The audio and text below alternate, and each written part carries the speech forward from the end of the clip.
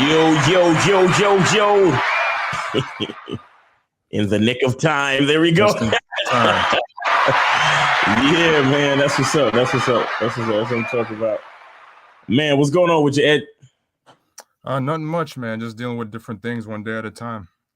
Facts. All right, what's going on, everybody in the chat? Unique 79. We got Alpha Evolution. We got Anthony Coleman, and we got a few other people coming in. You know what I'm saying?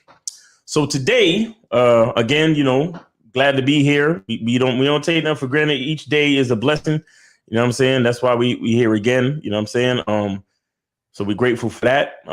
So I'm glad you're here, Ed. Glad to be here myself. And today's topic is defeating your inner enemy. Again, another wonderful topic.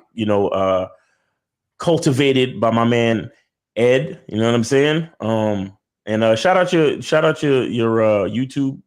YouTube. Yeah, no doubt. Yeah. So my YouTube channel is Edzone, EDDZone. You can find me there talking about a whole range of different topics, and you'll definitely find something useful. Facts. Now, there's this saying, if there's no enemy within, then no enemy outside can affect me. Some shit like that. I don't think I'm familiar with that one. No, I don't think I'm really familiar with that one. Yeah.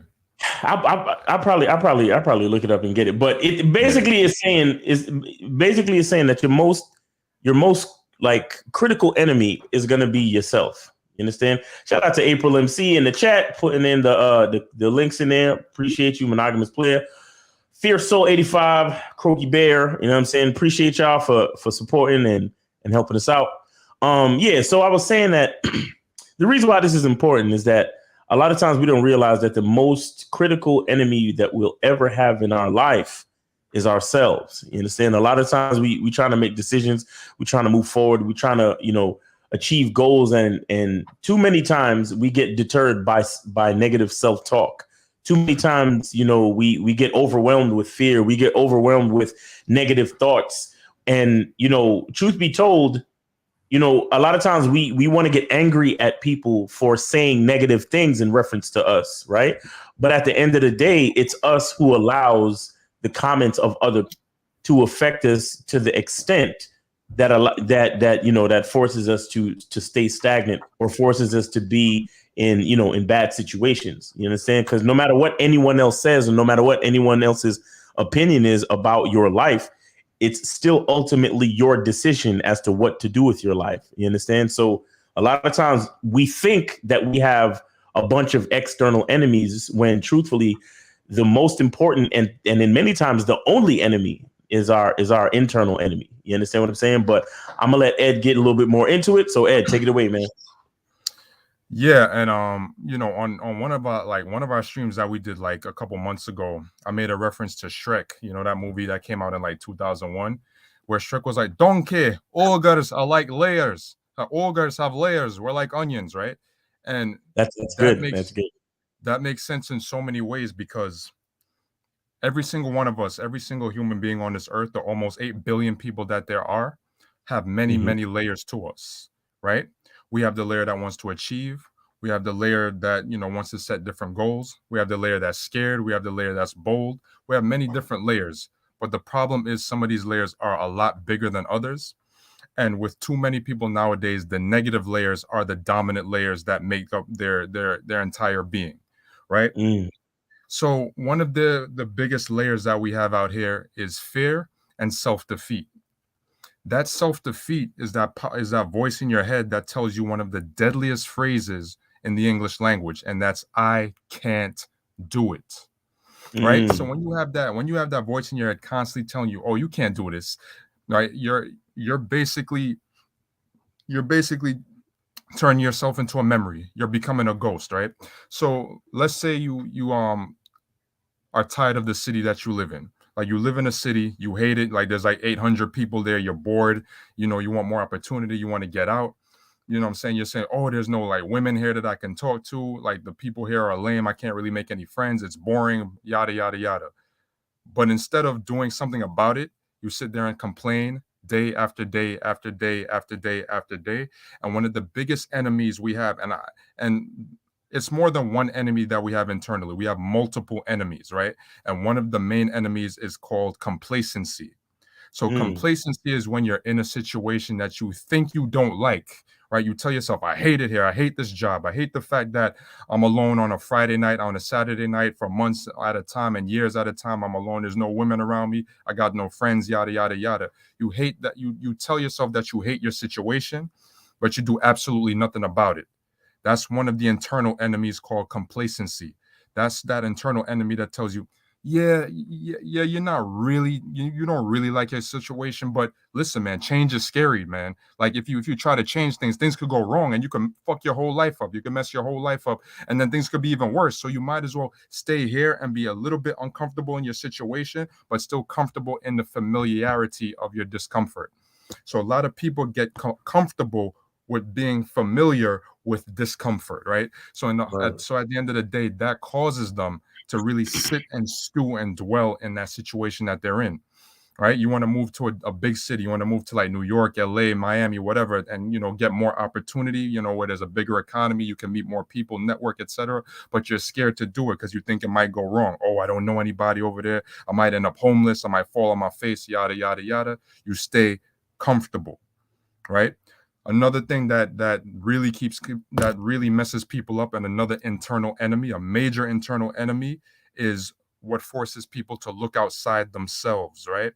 So when I say that, I mean there's a lot of people, right, particularly guys on the internet, who want to blame every single person on earth for their condition except for themselves, Right. right? So these will be guys who've had like 6 month, a year, 2 year, 3 year droughts, right?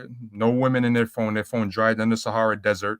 No, nothing to do on a Friday night, nothing to do on a Saturday night, no women to talk to, no women to deal with, no real friends to even deal with either, right? They haven't really had any solid friends since college or high school, right? So they're pretty much by themselves most of the time. And they want to blame every single person in the world for their condition except for themselves. So they'll say, oh, the reason I don't really talk to no women right now is because, modern women have changed, man. Modern women, they got bad attitudes. Modern women only care about what you can do for them. Modern women will drop you in the heartbeat for the next guy. She's never really yours. It's just your turn. They'll make up all types of coping mechanisms and coping phrases to deal with the fact that they're not really having the success they want in their life, whether it's their sex life, whether it's their financial life, whether it's socially, whether it's business, whatever it is. It could be a combination of many different things. They have all these internal factors, right, that are limiting them and holding them back. And instead of fighting and conquering these forces, because they exist in all of us, whether to a small degree or to a large degree, they exist in all of us. But some people have learned to conquer them, right, and lock them in the basement where they belong, and other people allow them to rule and control their life, right?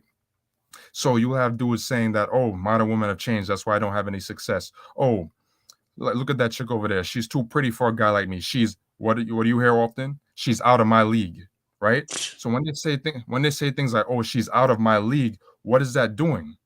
Not only is that giving him an excuse, but that's also giving him comfort, because now he can take comfort in the fact that I didn't act, which everybody who has some type of ambition or some type of drive to them should always want to kick themselves when they don't act in the moment, whatever it is, whether it's women, whether it's finance, whatever, business, whatever. You should always want to kick yourself when you don't act, because it's better to act and fail and not really get the result you want than to never act at all. I would rather act and fail and mess up and fall on my face than to never act at all. But when you don't act and you make up the excuse, oh, she wouldn't want me anyway. Oh, the boss was going to say no to that promotion. Whatever excuse you make up, that's going to give you the comfort in knowing that, oh, it wouldn't have worked out anyway. So I saved myself the pain and the hurt and the suffering of going through that rejection, or of going through that no, or of not getting that thing that I actually wanted, right? So when you have all these external enemies like telling you can't do it, Oh, that's too big. Oh, you want to start your own business? No, you can't do that. Don't you know that 95% of businesses fail in the first 3 years or the first 5 years? Keep going back to that job you hate. At least it's a solid paycheck twice a month.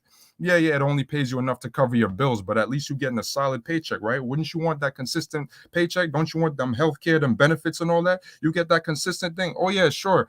They're forcing you to take a job you don't really want, but hey, man, at least you get a paycheck and you could cover your bills, right? Right. So you have all those people who would rather sacrifice themselves every single day, doing things they know they don't really want to do, not going for activities they know they want to go for, because that constant voice in their head telling them, you can't do it. And when you have that voice telling you you can't do it, you watch years fall off the calendar. Years. And those years turn to decades. And then those decades turn to damn near a century. And then by the time you look at it, you're an old person in a rocking chair talking about, I could have been this. I could have been a contender. I could have been somebody. I could have done this. And I remember that there's this YouTuber named Hot Damn I Rock. And he was like really big like 10 years ago. Like he kind of like calmed down a little bit because like, some tragic things happened in his life. But he had a video that, that still stands out to me to this day, where he was like, he asked his friend, like he had a friend who was really good with his hands. Like his friend had real good hands, real quick hands, could have been a great boxer and all that. And he told his friend like, yo, you could have been a really good professional boxer. Why didn't you go for it? And his friend told him, I don't know. That was his reasoning for not following his dream or not really using his talents to the best of his ability, right? I don't know. And that's the story for way too many people. There's so many people out here who have a talent, who have a dream, who have things they want to accomplish, right? Who have a life in their mind that they really want to live. They picture the life they want to live. That's why they watch certain YouTubers, because those YouTubers appear to be living the type of life that they want to live. But they don't really want to put in the type of work that it takes to get to that life that they want to live, because it would take pain, it would take sacrifice, and it would take discipline. And all of those things are very uncomfortable. So one of the biggest enemies, I go back to the first enemy I named, that first internal enemy, comfort. Comfort is the enemy of progress. And when that comfort tells you, hey, man, listen, I know you think you want to do that, but you don't really want to do that. Here's why. It's going to hurt. You're going to have to get up at 4 or 5 in the morning. You don't want to do that, man. You want your sleep, man. You want to be nice. You want to rest. You want to chill, bro. Like, come on, though. Why don't you just watch some Netflix for 5 hours straight or 10 hours straight, man? Just relax. Just chill. That voice in your head is telling you chill. That voice that's telling you, I want to chill all the time. I want to chill. I want to chill. I want to chill. Listen, that chilling for 1 hour turns into a day, turns into a week, turns into a month, turns into years. We're heading into 2022. Right? It's another year falling off the calendar. And you got to look at yourself and say, am I much better now than I was last year? What have I accomplished this year that I said I wanted to accomplish last year? So all those New Year's resolutions that people like to make, right? That's more comfort, right? Because you're telling yourself, I'm going to do this to give you the illusion that you're actually going to make a change. So when you look at yourself this year and you go, wow, all those things I said I was going to accomplish this year, have I really done them? When you take inventory of where you are in your life, you got to ask yourself, am I really where I said I was going to be? Or am I really where I want to be versus where I was last year, right? And that's one of the main enemies that you have to destroy in your mind is comfort. You got to kill comfort. You got to get uncomfortable with complacency and comfort. Facts. For real, man. And the crazy part is like it's like the old witch disguised as your fairy godmother luring you into the gingerbread house. Yeah. It's fucking it's like this deceptive thing. Like you're like, oh, it's my fairy godmother, telling me to come into the house where it's warm. And you know what I'm saying? And you're like, yeah, let me go in the house where it's warm. And it's like you get in the house and you realize that you're trapped and she made you bite the poison apple and all that shit and you're fucked up. You know what I'm saying? You realize, that's wrong, bro. Like I should have stayed outside where it was uncomfortable, where I could have, used the discomfort to, develop my character, to develop my strength, to develop skills that I need to develop to be a better person, a more productive person. But I found the quote that I was talking about, and this quote is by Winston Churchill, and the quote goes as follows. It says, quote, "When there is no enemy within, the enemies outside cannot hurt you," unquote. You understand? So right. So that's the thing. When you understand certain things about yourself, there's pretty much nothing that other people can say that can stop you. You understand what I'm saying? And that's what confidence is. And that's what a lot of people don't understand about confidence, because so many of us are seeking, commentary, validation. I mean, shit, it's a way of life today. Like, look at social media, right? Every time we post something, we make a video, we do something, I mean, I can't front. Like, I like when dudes comment on my video and say, hey, good video, Miles, and all that type of shit. You know what I'm saying? It makes you feel good. But again, even if they didn't, I'd still do the video. You understand what I'm saying? That's the difference between a person who the thing is, a person who doesn't get a lot of comments is going to slow down doing videos, or is going to stop doing videos. Yeah. Because they're looking at the fact that they're not getting the comments, they're not getting likes. Look, on some real shit, if me and Lucario was looking at numbers, like, brother, trust me, we would have stopped a long time ago, bruh. Long time ago. But the thing is that we understood that if there's no enemy within, enemies outside can't hurt us. So what we did was we allowed ourselves to understand what it meant to be grateful for the numbers that we did have. And then we figured out a business model to utilize and maximize the numbers that we did have. You understand what I'm saying? So now we're at the point where, this is what we do full time. You feel what I'm saying? And that's a blessing. But if you sitting there looking at the numbers, if you sitting there looking at the comments, if you sitting there looking at people telling you, oh, you corny, oh, you this, you that, oh, you ain't got as much. Like, how many times niggas used to come in the chat and be like, oh, you ain't got as much subscribers as such and such. Why the fuck should I listen to you? Why the fuck should we listen to this little shit called game? And used to straight up do full videos saying that confidence is bullshit. Going against Lucario and myself. You understand what I'm saying? And the thing is, again, if there's no enemy within, enemies outside can't hurt you. You understand what I'm saying? The enemies outside can't. When you understand certain things about yourself, when you trust certain things about yourself, you see. Let me explain something real quick. So that analogy that I talked about with the wicked witch described as a fairy godmother inviting you into the house where it's warm so you can take comfort, right? That is a metaphor for validation. You understand? So you got to ask yourself, why are you making the journey through the woods? You're making the journey through the woods because you have to get somewhere. Right. There's some place that you need to get to. You understand what I'm saying? But if you stop and listen to your fairy godmother, or who is actually the wicked witch, right? Okay, yeah, you'll get to be warm for a few minutes, but you can't stay at your fairy godmother house. That don't even sound right. You understand what I'm saying?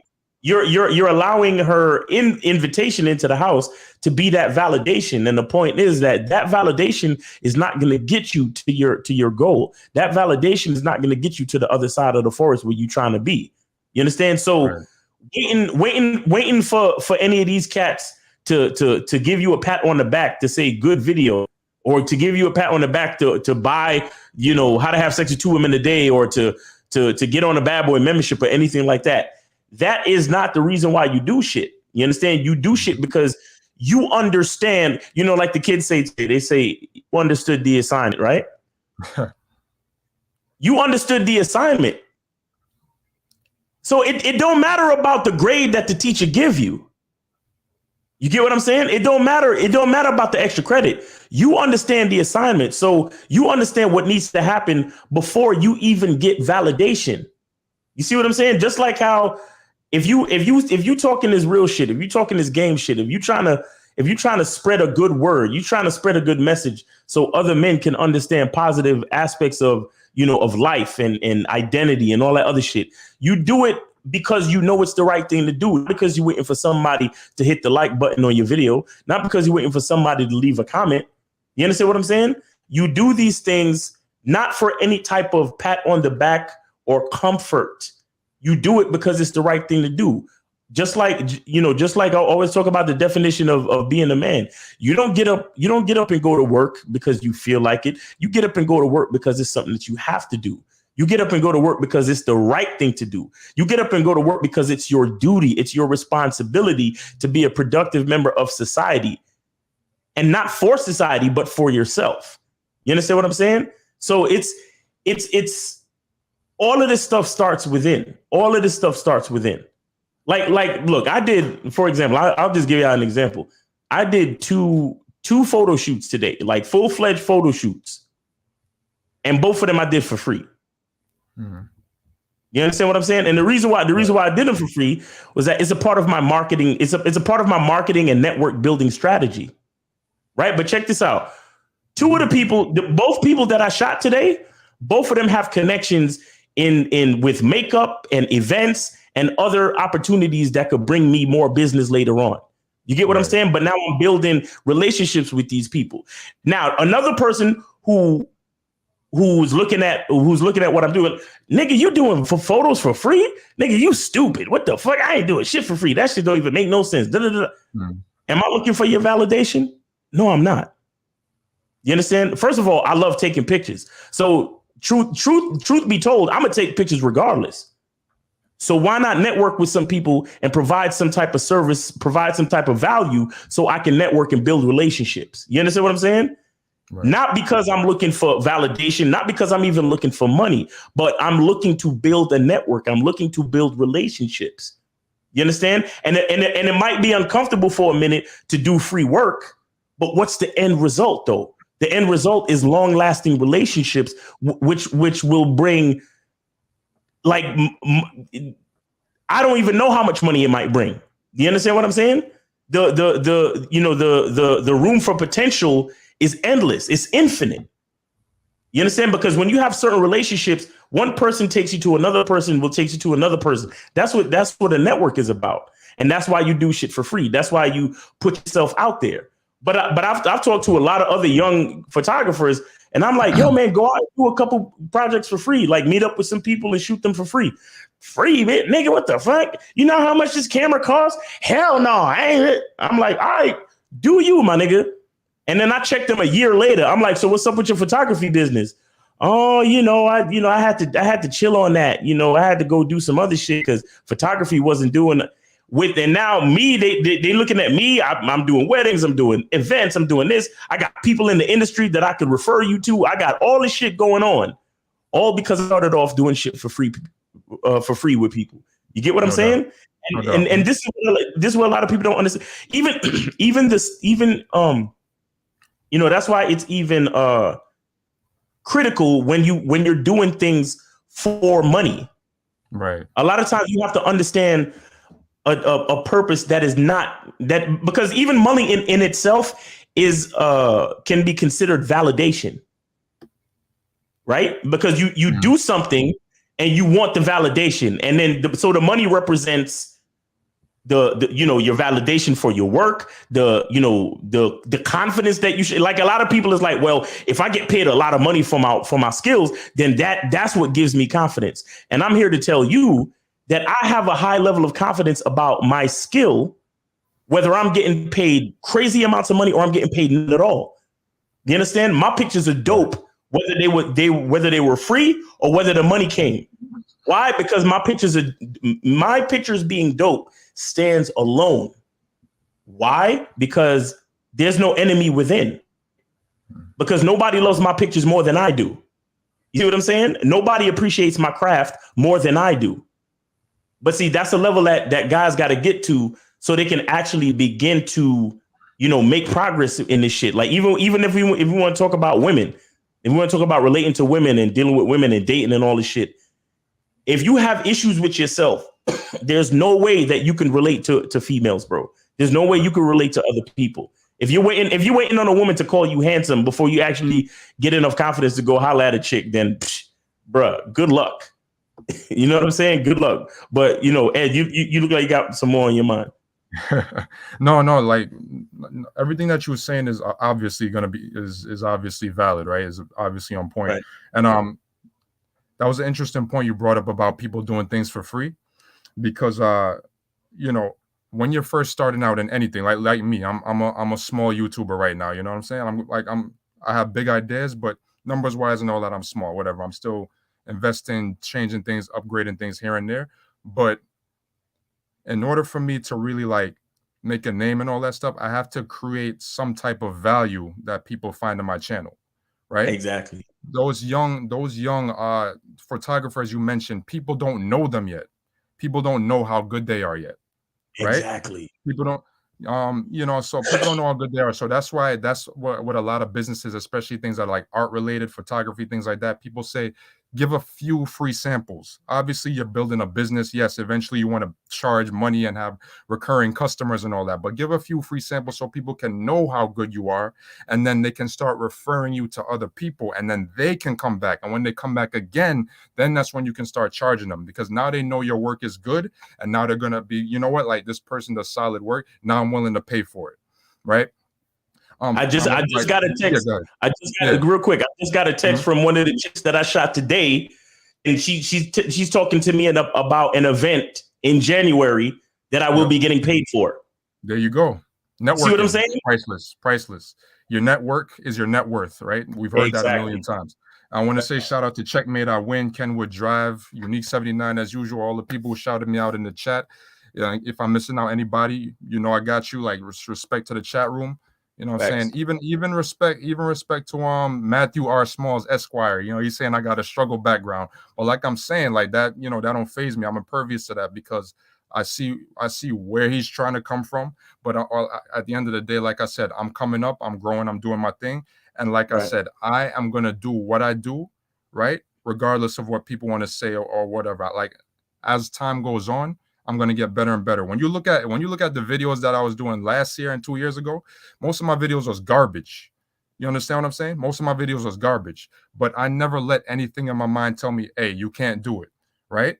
I never let outside voices or inside voices tell me, hey, you can't do it. Hey, this ain't like when I was first starting out, I would have videos that would get 1 or 2 views. Like I would have videos, I would get 15 views. That didn't stop me. That didn't faze me. If I allowed that little voice in my head to say, man, you ain't shit, man. You can't do it. You whack. Look at you. Your videos is whack. You don't have this. You don't have that. Your quality ain't this. Your quality ain't that. If I had let that voice in my head really stop me, I wouldn't be here talking to you today because I would have quit a long time ago. I would have moved on to something else. So, like the people like Matthew R. Smalls, Esquire, he put Esquire because, that's his identity, being a lawyer. When you have people like that and like other people who say things like that, all it does is give you the drive and the motivation to be even better. Not because of them, but because I know what I'm capable of. You see what I'm saying? Right. So the inner voice. Yeah. So like inner voices, outer voices, whatever it is, I know 1,000,000,000% what I'm capable of. And while he's making his comments and I have my so-called struggle background, I still have almost 1,000 subscribers. So imagine when I finally get even better and better. Like the quality of my videos have gotten better, everything like that. Imagine when I finally start growing more and more. It's going to keep growing more and more people will appreciate the channel like they already do now, right? So that's why I want to move on to the next thing the next internal enemy I wanted to go to, which is blame, right? A lot of people, and here's one of the dangerous things about blame. Blame stops you, right? Blame stops you. Blame stops you. And the reason why blame stops you is because you say, oh, my parents didn't teach me this, which is why I can't do this, right? I didn't learn this in school, which is why I can't do this. I don't have this kind of skill, so I can't get into this. When you use blame, that internal enemy of like why you can't do certain things, that's the best way to kill yourself. You literally killed yourself figuratively. You might as well be dead. You know what I'm saying? You literally just killed yourself because every time, and this is why I keep saying it too. I love reading the comments in Red Pill videos because all it is blame. Like I've never seen so many comments that just put blame, comment after comment after comment after comment. It's just blame, right? Yo, modern women, it's like, yo, these modern women, man, they love jumping from man to man to man and monkey branching. They all on some hypergamy shit. They don't, oh, one of my favorite ones. No woman can ever really love you. They only love what you can do for them, right? Even if they like having sex with you or just the sex they enjoy, they don't really like you. All that type of stuff, right? Because that blame makes them feel good. Like it's therapy. You understand? It's therapy. Like Yeah, like when people sit back and critique YouTube videos and all that stuff, and critique what people create, knowing that they're incapable of creating anything on their own, that makes them feel Mm, good. You know what I'm saying? People love that. Like consumers love critiquing producers because they can't produce. And when they see somebody right. producing, they're like, damn, I don't have the intelligence or the talent to do that. But it makes me feel good to critique what this person is doing. You see what I'm saying?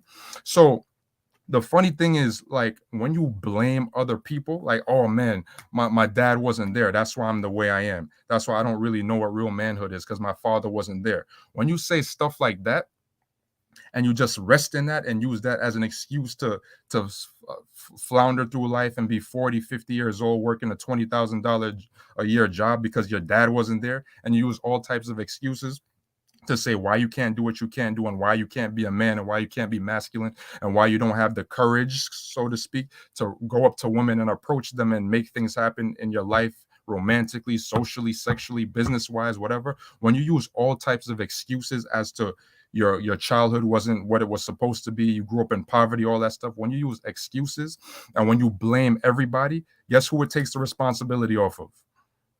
Yourself. Yeah, I take yourself for 500, Alex, right? You take the responsibility off yourself. And when you take the Right. responsibility off yourself, guess what you also stop doing?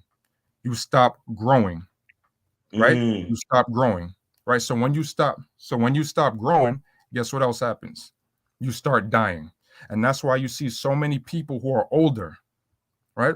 It's one of the reasons why you have such a huge rift between the old and the young nowadays. One of the reasons you have such a huge rift between the old and the young nowadays is because there's a lot of older people who are bitter about the things that they never did in their life.